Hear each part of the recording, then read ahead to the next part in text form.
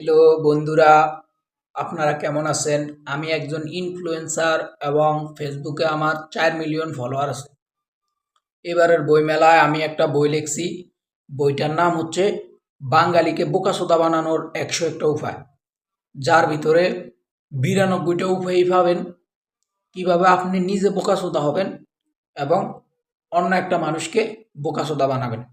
অবশ্যই আপনারা বইমেলা আসবেন আমার বইটা সংগ্রহ করার জন্য এবং আসার সময় অবশ্যই গাঁদা ফুল নিয়ে আসবেন। অবশ্যই ২টা ফুল আনতে হবে। একটা আমার জন্য, হ্যাঁ, আর আরেকটা আমার প্রাক্তন প্রেমিকা রোকসানার জন্য। যে প্রাক্তন প্রেমিকাকে আমি কোনোদিনও ভুলতে পারবো না। কারণ বর্তমানে আমি তাকে দিয়েই সোশ্যাল মিডিয়া মার্কেটে টিকে আছি।